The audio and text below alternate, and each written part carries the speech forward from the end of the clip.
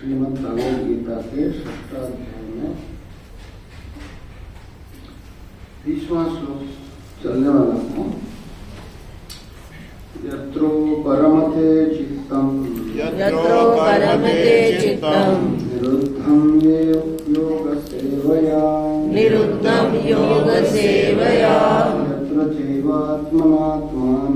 यत्र चैवात्मनात्मानं पश्यन्नात्मनि तुष्यति यत्रो परमते चित्तं निरुद्धं योग सेवया यत्र चैवात्मनात्मानं पश्यन्नात्मनि तुष्यति। यत्र मतलब यस्मिन् काले, जिस समय मन को बाहर से हटा करके अपने योग सेवया, योग मतलब चित्तवृत्ति निरोध करना है। जैसे नदी में पानी बहती है और बह करके समुद्र में चला जाता है। उसको जब बांधते हैं हम, केवल बांधने से भी बांध को तोड़ देगी नदी। बांध करके जब एक ही गेट में छोड़ते हैं, वही बिजली निकालते हैं, उसी से खेती होती है। ठीक वैसे हमारा जो मन है संसार में चारों तरफ बहता है, तो एक रास्ता यत्र यस्मिन् काले, बाकी चीज से जब निरुद्धम योग सेवया, और क्या बोले आत्मना, अपने आत्मा मतलब यहाँ समाधि अभ्यास के, परमात्मा का ध्यान से के अभ्यास से जो शुद्ध अंतकरण हुआ है, उसी के द्वारा आत्मानम परम चैतन्य ज्योति स्वरूप, परमात्मा को अपने अंदर जब देख लेता है, अनुभव करते हैं। अब यहाँ भगवान गीता में भी बताते हैं, ईश्वर सर्वभूतानां हृदयेषु अर्जुन तिष्ठति। भगवान अपने हृदय में है। 13वां अध्याय में बताए, क्षेत्रज्ञं चापिमां विद्धि सर्व क्षेत्रेषु भारत। क्षेत्र मतलब शरीर मन बुद्धि को जो जानने वाला है, वो सारे शरीर में स्थित है।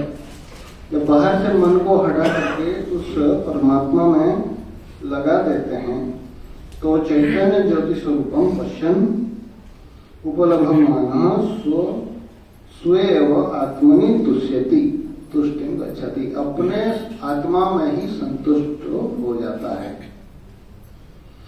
आगे जाके बताएंगे, इससे बढ़कर सुख संसार में है नहीं। आत्मा सबसे प्रिय है।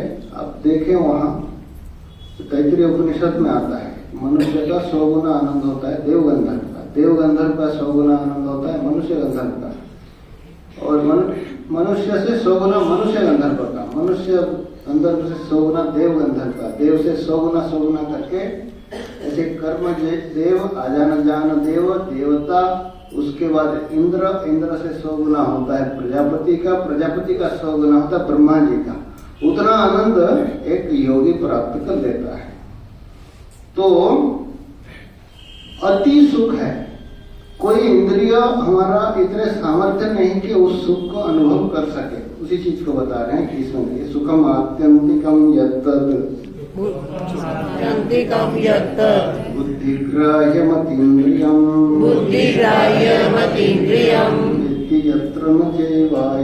वेत्ति यत्र न चैवायम् स्थितश्चरति तत्त्वतः। सुखमात्यन्तिकं यत्तद् बुद्धिग्राह्यमतीन्द्रियम् वेत्ति यत्र न चैवायम् स्थितश्चरति तत्त्वतः। आत्यंतिक मतलब संसार में जितने भी सुख है उससे ज्यादा मिल सकता है, और वो नष्ट हो जाता है। ये आत्यंतिक सुख है, मतलब अनंत सुख को प्राप्त कर लेता है। और उस स्थिति में पहुंच जाने पर फिर कभी उसी से च्युति मतलब उसका प्रच्युति नहीं होती है उस स्थिति से।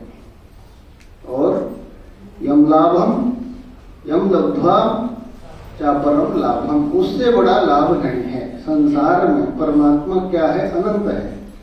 इसे बताया सच्चिदानंद रूपाय विश्वोत्पत्त्यादि हेतवे तापत्रय विनाशाय। जो भगवान है वही ईश्वर है, वही गुरु के रूप में है, वही हमारे आत्मा रूप में स्थित है।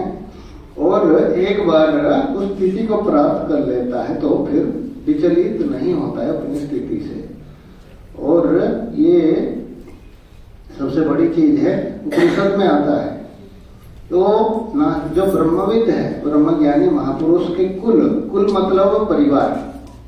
एक होता है परिवार है अपना बेटा बेटी, ये परिवार होता है। दूसरा परिवार होता है शिष्य परिवार। तो जो ब्रह्मविद है उसके कुल में, उसके परिवार में शिष्य आदि जो है, नास्य अब्रह्मविद कुले भवति, उसके कुल में कोई अज्ञानी नहीं रह सकता है। तो इसीलिए हम माता जी की कृपा से यहाँ प्राप्त हुए हैं, सत्संग दिए हैं भगवान ने। और माता जी की एक वाणी से कहता हूँ, काम अरे समय थोड़ा है, काम जरूरी है और मौका। ओम शांति शांति।